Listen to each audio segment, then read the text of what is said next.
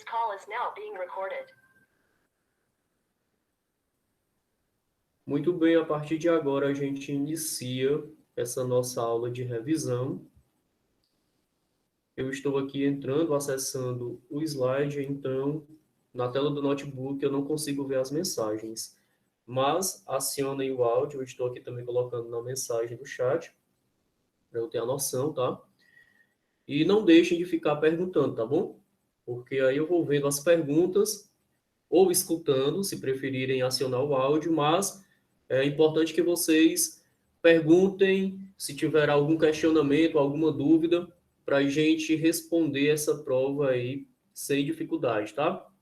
Então, galera, hoje o nosso intuito é finalizar as aulas do semestre, que devido à pandemia não foram muitas, porque a gente está em um regime diferenciado, mas que a gente tenta aí sanar as dúvidas. E sem muitas delongas, a gente vai para o assunto que a gente veio estudando, que é sobre a Revolução Francesa, tá? Então, antes de mais nada, esse momento da Revolução Francesa, ele foi e é ainda de suma importância para a gente compreender o sentido de liberdade política. Lembrando que a França, antes mesmo de passar por uma revolução, ela vivia sob o regime do absolutismo monárquico. Ou seja, um poder absoluto do rei, um poder concentrado apenas nas mãos do rei. Aquela época era conhecida como monarquias modernas ou período moderno das monarquias, que também os iluministas passaram a chamar de ancien regime, ou seja, o antigo regime. Eu quero lembrar que durante esse período mais antigo do absolutismo, do ancien regime, a França estava dividida em três estados. O primeiro estado, que era o clero, composto pelos padres, párocos e até mesmo o papa, que tinha grande influência na França, tudo bem? E o clero vivia, na época, o clero católico vivia de privilégios. Então, compreendam que o catolicismo ele teve que passar por algumas mudanças, porque o contexto histórico da época ele era diferente do de hoje. Então, na época, o clero era acusado, por exemplo, de uma grande corrupção, de luxúria, de andar banhado a ouro, e tudo isso, quem é que bancava? Era o povo mais pobre ou o comerciante da França. Então, muito desse povo estava ficando chateado com essa situação. Lembrando que, além do clero, que era o primeiro estado, nós tínhamos o segundo estado, que era composto pela nobreza. E quem eram os nobres? Os grandes senhores de terras, os grandes senhores de posses da época. Eram os nobres. Esses dois estados, eles eram aliados e alinhados com o próprio rei da França. Então, lembremos aqui que a França estava em uma convulsão social. O primeiro e o segundo estado era considerado elite, aqueles que estão acima dos outros financeiramente, e o terceiro estado, que era a maior parte da população, cerca de 98% da população da França era composta ali pelo terceiro estado, ou seja, a maior parte do povo não tinha privilégio, não tinha terra, não controlava o próprio comércio e tinha que pagar muitos impostos. Então entendam que a situação social da França não era a melhor. Pelo contrário, ela vinha decaindo a todo tempo. É por isso que esses três estados que compunham a França, eles passam a brigar. Ou melhor, o terceiro estado se revolta contra o primeiro e contra o segundo estado. Entendam o que eu quero dizer para vocês. Que existia na França uma clara crise política, acompanhada de uma crise social. Professor, por que a crise era política? Porque o rei, ele decidia tudo do jeito que ele queria. Ou seja, o poder era absoluto do rei. E normalmente o rei beneficiava a sua família, ou ao clero, ou à nobreza. Por que que o rei beneficiava esses carinhas do clero e da nobreza? Ora, pensa aí, um padre, um bispo, um cardeal, ele é um líder da igreja. E ele tem abaixo dele os fiéis. E os fiéis seguem essas pessoas que são líderes das igrejas por um intuito, pela fé. Então, eles acreditam que eles, sendo representantes de Deus, eles poderiam promover a salvação do fiel. É por isso que o fiel dificilmente discordava do padre, do pároco, assim como é hoje em dia. Né? Muitos fiéis que são fervorosos, que são conservadores na religiosidade, eles não ficam contra ou pastores, ou líderes ortodoxos, ou padres, ou bispos, ou ao Papa. Por quê? Porque eles acreditam que na figura daquele líder existe a imagem de Deus. Então, eles não se colocam contra a igreja. Na época, lá do Antigo Regime, existia também muito disso. É bom a gente lembrar e frisar. E a galera ficava com medo de discordar de um padre, de um pároco. E é por isso que o rei, sabendo disso, ele se aproximava e dava privilégios para o clero e para as igrejas, tá bom? O segundo estado era a nobreza, porque, professor, por que é que o rei dava privilégio, dava cargos para a nobreza? Ora, a nobreza tinha terra, muitas terras. A nobreza tinha controle social. Muitos servos, muitos camponeses, muitos burgueses tinham que viver nas terras da nobreza. Então, quem é que controlava? O nobre. Tá entendendo? E aí, o rei beneficiava ao nobre para o nobre comandar, para o nobre coagir e para o nobre controlar esse povo do terceiro estado, que era burguês, comerciante, que era camponês, que era trabalhador urbano. Então, compreendam que para o rei a aliança era muito boa. E aí, uma vez que eram feitas as leis, essas leis, elas eram sempre decididas para benefício de quem? Do terceiro estado, que é o povo mais pobre, mais lascado, digamos assim, que é o povo trabalhador, que é o comerciante, ou essas leis, elas seriam de benefício para o segundo estado, que era a nobreza, para o clero, que era o primeiro estado, que eram aliados do rei. Obviamente que nas assembleias de leis, as leis só eram feitas para ajudar e para beneficiar ao próprio rei, à nobreza e ao clero. E assim, o terceiro estado, ele vai ficando cada vez mais afastado dos seus direitos. Galera, nesse primeiro momento, deu para compreender o que eu quis explicar? Sim. Deu. Deu. Sim, Beleza. sim, sim.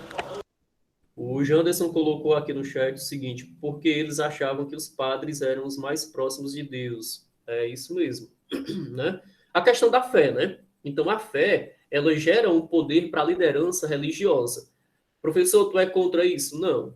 Inclusive, eu fui educado diante de uma fé cristã, né? Eu tenho minhas convicções, eu sei do processo histórico e tudo, mas é fato que quando uma pessoa exerce uma liderança, seja ela religiosa ou política, ela pode influenciar os seus seguidores para benefício próprio ou não. E a gente sabe que o ser humano, ele é falho.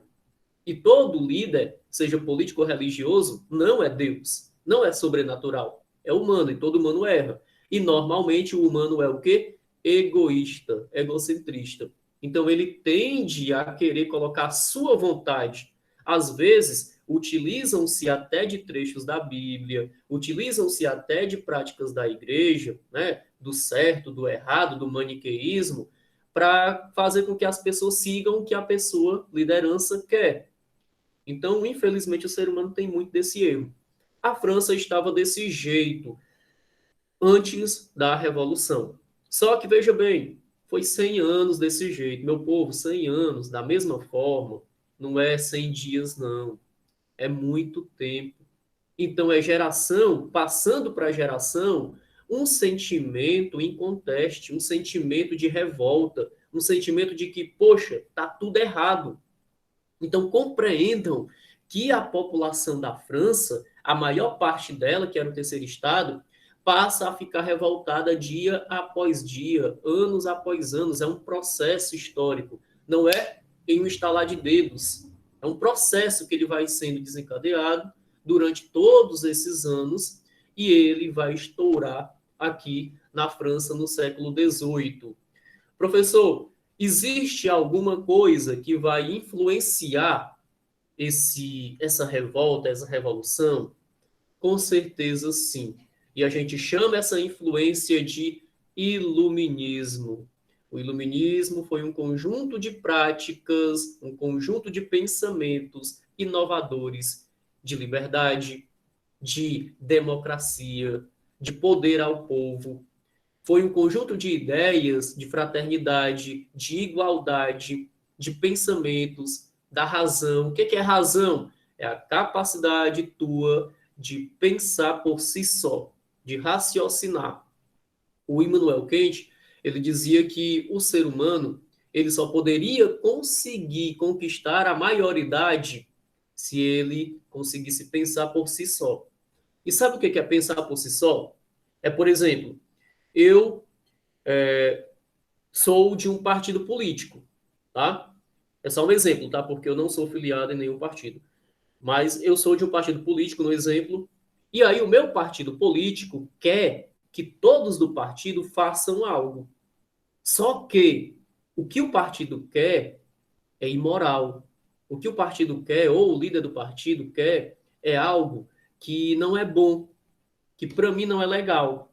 Então, o que seria a razão? É eu raciocinar e eu perceber que o que aquele partido está querendo não é legal. Então, se eu consigo refletir sobre isso, eu não faço. Então, a razão do iluminismo é isso. A razão do iluminismo, na época, servia para as pessoas, por exemplo, raciocinarem sobre algumas práticas da igreja.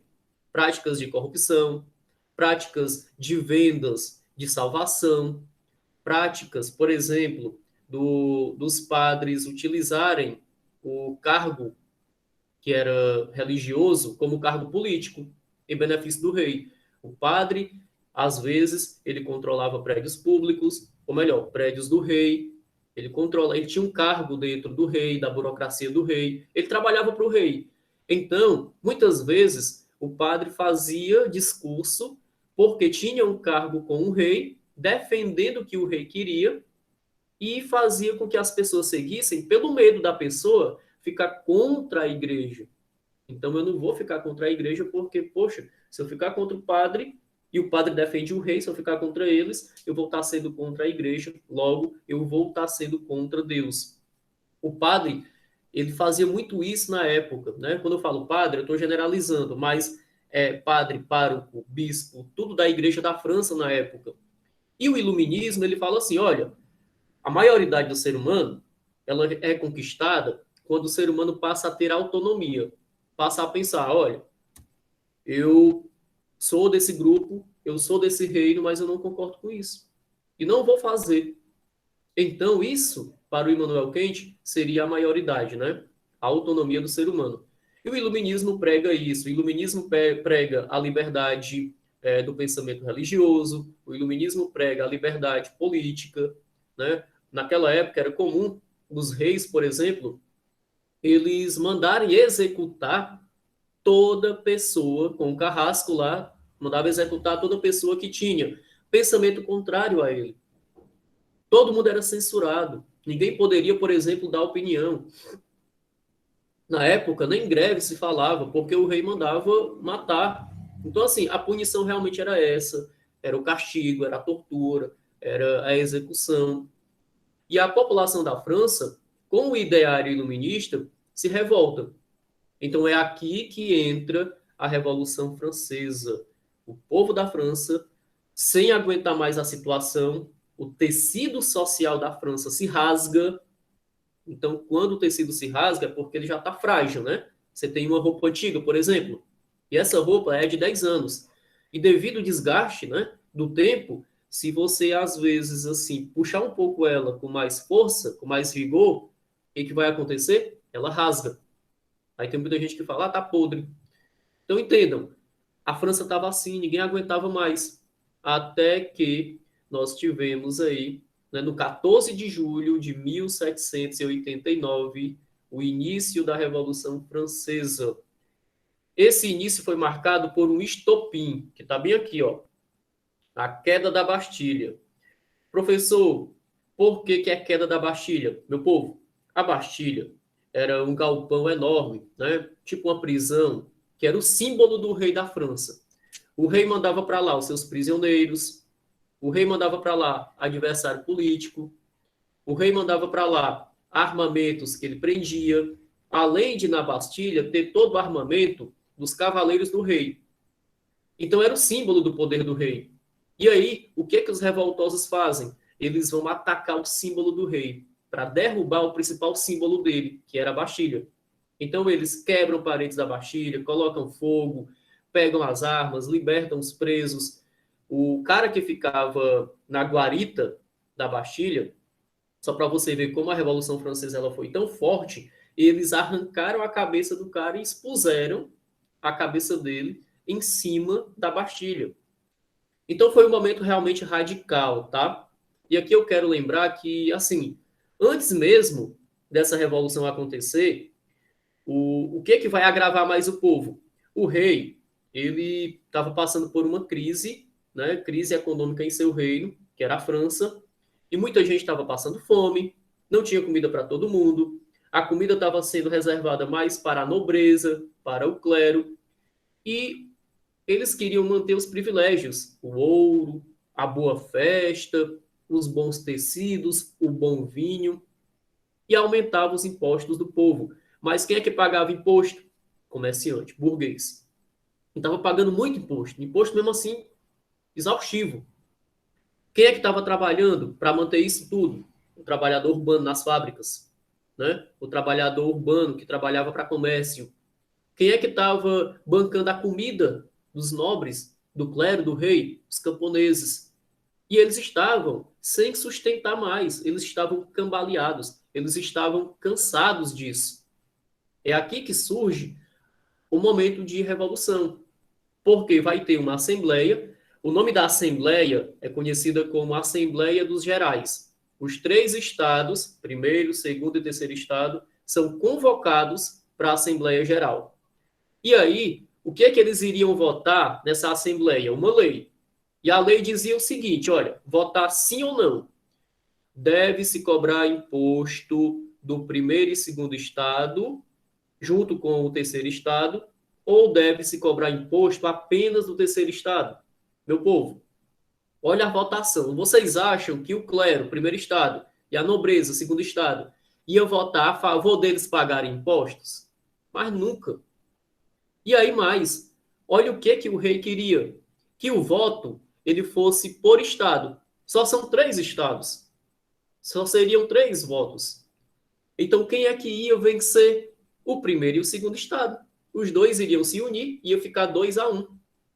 Aí a população do terceiro estado se revolta e fala assim, não, o voto tem que ser por delegado e por deputado, individual. Porque se o voto fosse individual, como a população do terceiro estado era 98% da população da França, eles teriam mais deputados, mais delegados, e eles poderiam ter chance de vitória. Seria mais democrático. Mas aí o rei não aceita. E assim começa a revolução. É por isso que eles vão até a Bastilha e quebram tudo por lá. Galera, alguma pergunta? Está dando para compreender? Eu tô entendendo perfeitamente para compreender. Também. Os demais? Beleza. Então, vamos continuar, né? Eu vou dar uma pincelada rapidinho aqui. Revolução Francesa. Nós tivemos 4 fases, né? As 3 primeiras, elas são as que mais nos interessam agora. A primeira fase da Revolução é da Assembleia Nacional Constituinte, onde nós tivemos lá uma aliança entre a burguesia e a aristocracia, ou seja, a nobreza e os comerciantes. E aí, eles colocaram em voga os princípios iluministas. Galera, por favor, foquem nisso, ó. Falou de Revolução Francesa, ela é associada ao iluminismo. E eles tentaram o quê? acabar com a crise econômica, tá bom? Só que essa primeira fase, tá? É uma primeira fase que é muito elitista.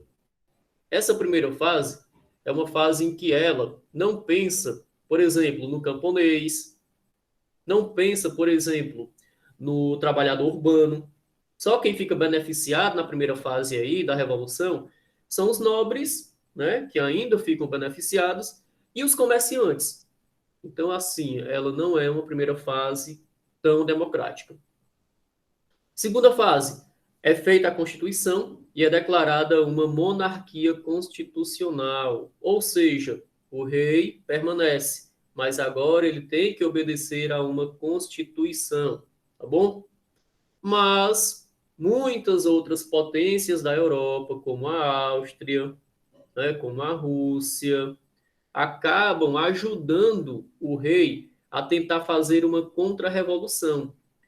Professor, por que que a Áustria vai se envolver protegendo o rei da França? Ora, já pensou se o ideal da Revolução Francesa, do povo mais lascado, pobre ou comerciante, tomasse de conta do mundo? O rei da Áustria iria também ser colocado para fora.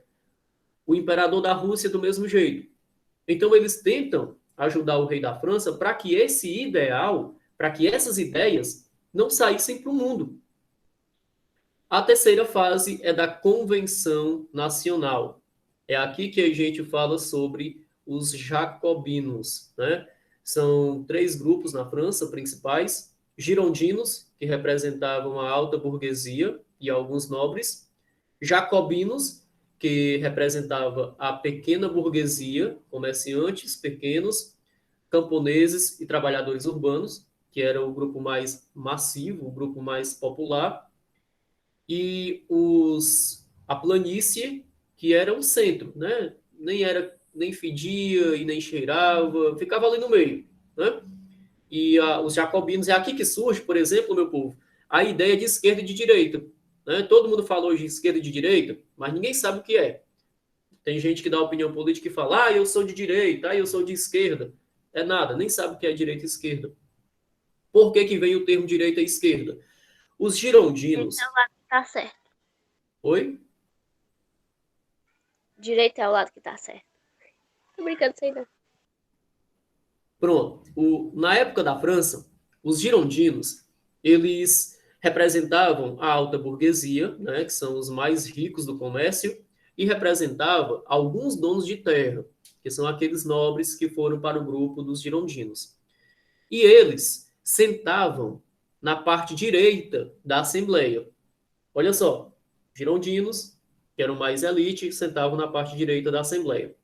O que os girondinos queriam? Qual era a proposta de governo dos girondinos?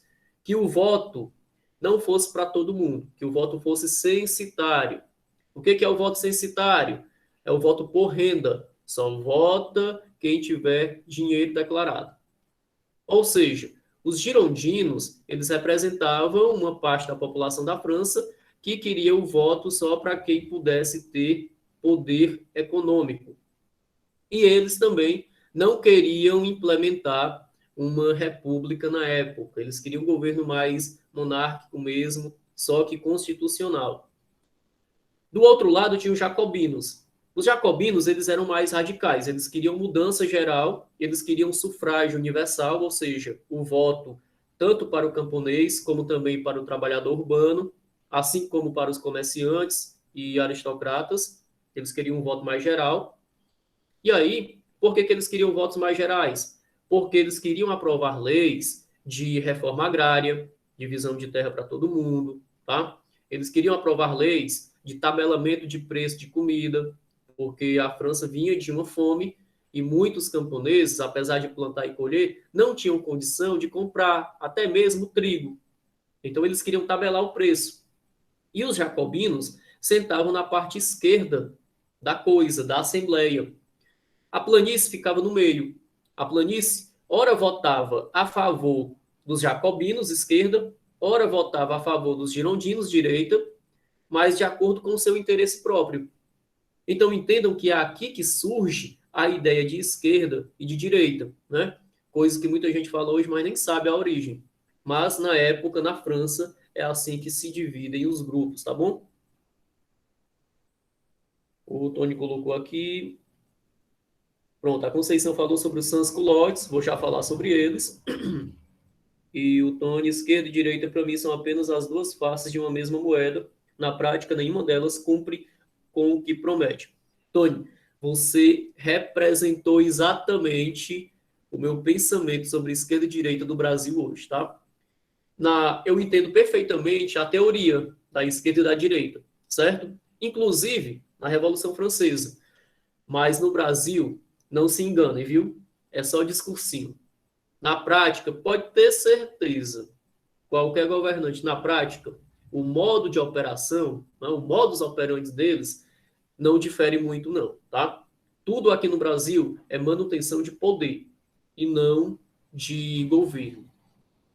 Mas, enfim, os sans-culottes, viu? A Conceição perguntou, né? Sans-culottes. Os sans-culottes, eles eram os famosos calças curtas, né? Era aquele povo que não conseguia, por exemplo, ter os mesmos direitos que a nobreza tinha. Então, eles vestiam outras roupas maltrapilhas, eles não tinham tantos direitos, e eles formaram um grupo ali de trabalhadores urbanos, certo? E também participavam aí da política na França. O certo é que a Convenção Nacional, ela proclamou a República da França. E essa república, ela foi uma república jacobina, certo? A República Jacobina, ela era uma república mais popular, uma república mais das massas, só que iniciou bem, com algumas reformas, tirando os privilégios da igreja, tirando as terras que eram dos nobres, né, que o nobre tinha muita terra que o rei tinha dado, e fizeram a reforma agrária, instituíram o ensino, né, a educação. E aí o que acontece? O Maximilien de Robespierre era o líder dos jacobinos. Só que o Maximilien de Robespierre, o poder subiu tanto a cabeça dele que ele começa a implementar o terror. E todo mundo que era contra o Robespierre, que tinha opinião contrária a ele, a revolução, ele passa a mandar executar na guilhotina. Guilhotina é aquele instrumento cortante que ela vem lá de cima, uma lâmina, e parte a cabeça da pessoa, arranca pelo pescoço.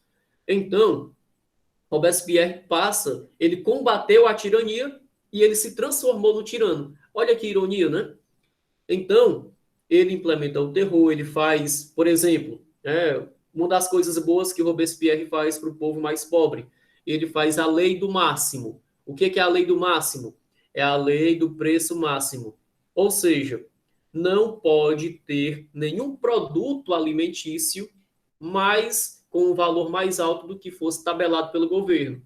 Por que ele fez isso? Porque muito camponês não conseguia se alimentar direito. Aí ele tabela o preço, a lei do máximo é para tabelar o preço da comida, tá bom? Do alimento. E coisa ruim que ele fez, Comitê da Salvação Pública, né? Com o Tribunal Revolucionário. Qualquer pessoa que fosse pega com opinião contrária ao governo jacobino, era levado para o tribunal e muitas delas tinham sua cabeça arrancada. Cerca de 30 mil pessoas foram executadas durante o governo jacobino, tá bom? Ou seja, o governo jacobino começou bem e terminou como uma tirania, certo? E por último, a última fase, o diretório, né, que é depois dos jacobinos, Robespierre vai ser incriminado, Robespierre vai ser, acima de tudo, capturado e morto, e os girondinos tomam novamente o poder, começando o governo do diretório, tá?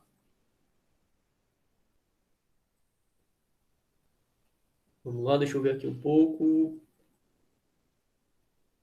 Então, assim, passei aqui de slide. Eu quero que vocês entendam que a Revolução Francesa ela teve influência iluminista, tá bom? Continuando, lei do máximo, que foi o que eu expliquei, Comitê da Salvação Pública, depois eu coloco isso no grupo para não ficar retardando aqui. E vamos para o que mais nos interessa hoje, tá bom? Revolução Haitiana. Professor, o que tem a ver? Ora, o Haiti era uma possessão aqui da América, era um pedaço de terra, que era dos franceses, era colônia da França.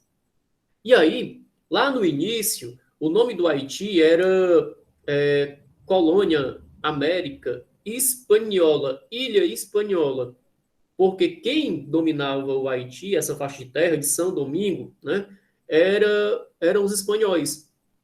Só que os espanhóis foram até lá e não encontraram o que eles queriam, que era o ouro. Aí os espanhóis foram lá para os astecas, para o México, atrás do ouro.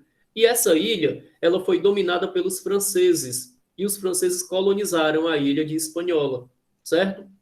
E veio a ser Santo Domingos, né, ou São Domingos, que depois passou a ser o Haiti, e o Haiti era da França. Então lá, o que existia no Haiti? Uma produção de açúcar, de tabaco, existia lá no Haiti também uma grande escravidão, né? 90% da população do Haiti era negra, escrava.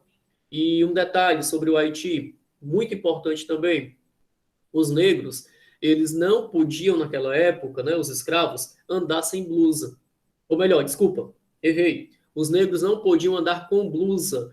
Por que, professor? Que não podia usar camisa? Porque os senhores de escravos, eles tinham um marcadorzinho de ferro. E esse marcador, ele servia para marcar o escravo que era dele. Por exemplo, quem é dono de cavalo, não tem aquele ferrozinho que bota no fogo e que fica bem laranjinha ali de fogo, né? Que fica para marcar o... Então, eles marcam ainda hoje o animal com as suas iniciais para dizer que o animal é dele. E, pasmem, gente, os negros africanos escravos do Haiti eram marcados com um ferrinho do mesmo jeito, com as iniciais do seu senhor. Só para a gente ter uma noção de como a escravidão foi algo terrível para a humanidade. Os negros eram tratados mesmo como animais. E aí, entendam que, claro que eles não gostavam disso. E eles viviam, sobretudo, trabalhando, morrendo de trabalhar para esses senhores. E a influência iluminista, ela chega até o Haiti, né? Nós temos algumas lideranças, o Toussaint Louverture, que a gente vai ver, ele foi um dos grandes líderes, e o Dessalines, o Louverture, e o Toussaint, ele era um filho de escravo, né? Só que ele era um filho de um escravo que ele teve algumas regalias. Por exemplo, ele não trabalhava na lavoura, no campo. Ele trabalhava com o pai dele cuidando de uma fazenda do senhor dele, do dono dele. E aí, ele passa a ter contato com as ideias iluministas. Aí ele fica sabendo que lá na França, né, os jacobinos tinham abolido, tinham acabado com a escravidão nas colônias. Era uma lei de lá. Então, olha o que o Toussaint pensa. Se a França passou por uma revolução, se o povo mais pobre conquistou cidadania e se está liberando, né, os escravos das colônias, por que o Haiti ainda tem escravo? Por que a gente ainda não participa da política? Então, ele é a primeira liderança que vai começar a lutar pela independência do Haiti. O Haiti vai ser a primeira, digamos que, civilização americana latina a ter a sua independência, né? A primeira da América foram os Estados Unidos, né? Só que latina foi o Haiti. E um detalhe, é a primeira que tem tanto a emancipação política, né, de ser independente, como também a primeira a libertar os escravos. A Revolução do Haiti, a independência haitiana, foi feita por escravos, por negros. E foi feita em luta. É por isso que eles mataram quase todos os brancos do Haiti. Por que mataram? Era quase 8% da população. Por que mataram? Porque resistiram. Foi uma guerra. E a população escrava era bem maior. E eles se organizaram com armas e conseguiram derrotar os senhores, proclamando assim a independência do Haiti. Professor, o que é importante nós sabermos com relação aí a essa revolução do Haiti? Que foi, né, uma revolução, uma independência feita por escravos E diferente, por exemplo, da do Brasil. A independência do Brasil, feita por Dom Pedro I, foi uma independência de elite. Né? Nem se falou ali em libertar escravo. Nos Estados Unidos, também não se falou em libertar escravos. Tanto é que a independência de lá mantém a escravidão. E o Haiti, ele revoluciona nisso, né? Até nisso ele revoluciona. E eles abolem, eles finalizam com a escravidão, libertando assim os negros, tá? Então isso é importante para a gente ficar aqui relacionando. O Matheus colocou aqui que a Coreia do Norte é tipo o governo jacobino. Depende, Matheus, assim, são contextos diferentes, né? O governo jacobino, ele foi necessário na época com a mudança para a participação popular. Só que o que aconteceu foi que o Robespierre teve poder demais e o poder subiu à cabeça dele. A Coreia do Norte, ela já é fundamentada quase como uma monarquia, né?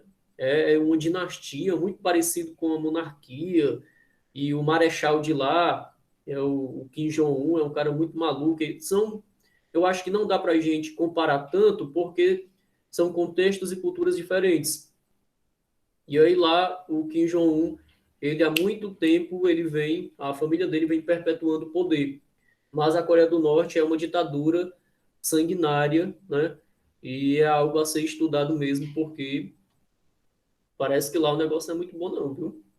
Né? A gente não tem muitas informações, pouco se tem, o que pouco se tem de lá são documentários muito arriscados que as pessoas fazem da Coreia. Enfim, continuando aqui, esses são os dois líderes, tá?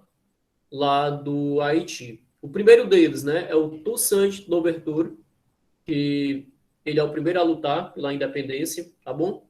Só que o Toussaint Louverture, ele vence muitos senhores de terra e o Toussaint ele vai ser capturado por Napoleão Bonaparte.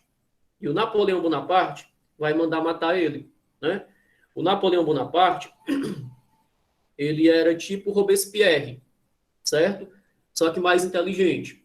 Robespierre, ou melhor, não vou dizer mais inteligente, mais estratégico do que o Robespierre. O Napoleão Bonaparte, ele conseguiu fundamentar todas as mortes que ele causou, diferente do Robespierre, que ele foi muito, digamos que sagaz, né? Ele tentou ali implementar a revolução de qualquer custo e acabou matando muita gente, mas o Napoleão matava muita gente, só que ele conseguiu doutrinar, ele conseguiu, de certa forma, convencer o povo que aquilo era necessário. E aí, uma das contradições de Napoleão. Napoleão Bonaparte só conseguiu crescer na vida militar porque ele é fruto da Revolução Francesa. Antes da Revolução Francesa, só quem era militar era o nobre, que conseguia, né, estudar na escola militar. Com a Revolução Francesa, inclusive, uma das leis dos jacobinos era permitir que qualquer um pudesse entrar na escola militar, né? Então, aquele que tinha uma certa influência com alguém conseguia entrar, mesmo que não fosse nobre. E o Napoleão, ele conseguiu isso com o fruto da Revolução Jacobina. Mas Napoleão, quando assume o poder da França, ele entra em contradição, porque os jacobinos, eles tinham acabado com a escravidão nas colônias. E o Napoleão Bonaparte reativa a escravidão nas colônias. Então, ele é uma contradição nesse sentido, né? Napoleão Bonaparte, quando ele percebe que estava acontecendo uma revolução e que ele percebe que os escravos estavam cada vez mais ficando mais zangados, revoltados, ele pensa assim, não, se eu permanecer com essa liberdade, eles vão acabar dominando o Haiti todo. E aí ele retorna com a escravidão no Haiti. Só que o Napoleão Bonaparte, ele não vai conseguir êxito. Ele manda matar o Toussaint Louverture, na França, ele é executado, e o Dessalines, que é esse novo rapaz aqui do outro slide, ele consegue derrotar as tropas de Napoleão, certo? Então, Napoleão Bonaparte, ele tem uma grande derrota no Haiti. Então, eu quero que vocês compreendam aqui o seguinte, né? Olha como é que era a situação do Haiti. A população de lá, 7% era de brancos, 87% de negros, né? A elite vivia luxando, né? O luxo da elite, eles luxavam demais, eles utilizavam bastante dos impostos cobrados também, né? Da exploração do negro. Os escravos passavam fome, esses escravos eram punidos, eram torturados, eram marcados, e aí, devido a essa situação social e às ideias iluministas, o Haiti passa por uma revolução negra e proclamam a independência do Haiti, e é o primeiro país do mundo a ter um governo de negros com a alforria, ou seja, com a liberdade para os negros, tá? Só para a gente finalizar, principais características.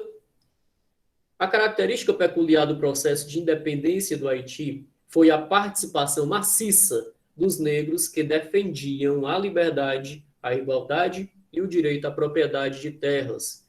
Então, aqui, nessas principais características, a gente lembra do lema da Revolução Francesa: Liberté, Égalité, Fraternité. Ou seja, liberdade, igualdade e fraternidade. E o lema chega até o Haiti, só que com uma grande participação da população escrava, tá bom? Galera, a gente finaliza por aqui o slide, né? Obrigado pela atenção de todos. E só para a gente finalizar, eu vou colocar aqui um chatzinho quiz. Esse quiz é para a gente apenas exercitar aqui e fazer uma revisão, tá? Participem aí, indicando a alternativa que vocês julgam que é correta. Então, professor, na prova você vai cair, tipo, a Revolução Francesa e o assunto sobre Napoleão, Isso mesmo. tirando da Revolução Industrial? Essa é Isso simples. mesmo. Ah, ok. Então vamos lá. Rapidinho aqui, ó, para a gente começar. Esta prisão simbolizava o absolutismo e a arbitrariedade da justiça francesa, e sua queda se transformou no marco para o processo revolucionário. Estamos falando de quê? Letra A, tomada da Bastilha. B, tomada da igreja. C, tomada do castelo. Letra A. E os demais? Letra A. Beleza, letra A. Letra A mesmo. Próxima questão. Forma de governo existente na França e que foi derrubada com a Revolução. República, absolutismo monárquico ou parlamento?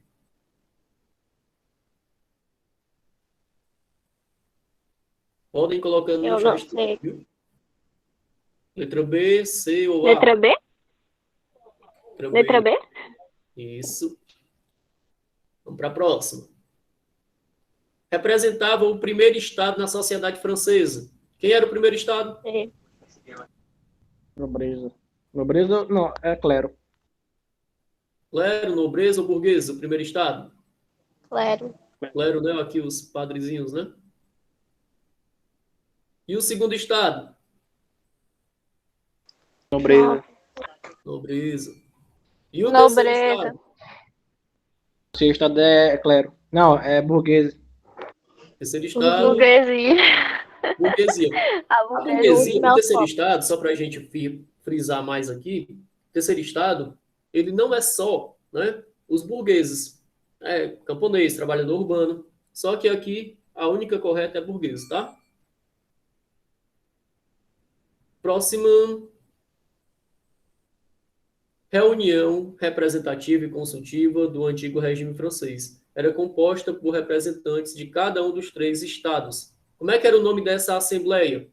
Letra Assembleia C. dos Estados Gerais, Letra C. Assembleia dos Letra Estados C. Unidos, a Assembleia dos Estados Franceses. Letra C. Letra C, letra A ou letra B? Estou vendo aqui 2 letras C. A C faz mais sentido. A gente falou disso aí Chuta, agora. gente. Deixa eu marcar aqui. É ou não Errado. é? A, viu? Estados Mas, Gerais. rapaz, Tá bom? poderia ter falado. Movimento filosófico e intelectual que dominou o mundo das ideias, ou melhor, que dominou o mundo dos ideais na Europa durante o século É o XVIII. iluminismo. Isso Iluminismo. mesmo. Iluminismo, vai. Tururu. Eu não Próximo. tô enxergando mais O nada. lema principal do iluminismo e os revolucionários franceses diziam durante a Revolução. Já sei. Letra. Letra A. A B, a B. Eu acho que é a letra A. É a letra A. Eu acho que é Letra B. B. Liberdade, Letra igualdade e A. democracia. Letra A. Letra A. É a letra A. Lembrei da bandeira. Grupo que pertencia ao terceiro estado e era o principal protagonista da Revolução. Letra B. Letra B. Letra B. Amigueses. Quem se escapa? Tem nem quem é Olha a cardeais. moedinha, ó. A moedinha, os burgueses, né? A Revolução Francesa Ai, começou Jesus. em qual ano? Não sei, vai no chute, letra B.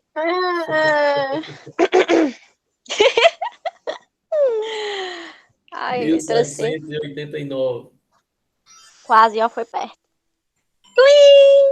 Terminou? Muito bem, galera. Meu povo, é isso, viu? Eu não vou tomar mais tempo de vocês, não. A gente já está com um tempinho de aula aí. Obrigado pela participação e já vou depositar lá no grupo a avaliação de vocês e também a autoavaliação de sociologia, tá? Então, obrigado mesmo. Até uma próxima e fiquem com Deus, tá bom? Tchau. Valeu.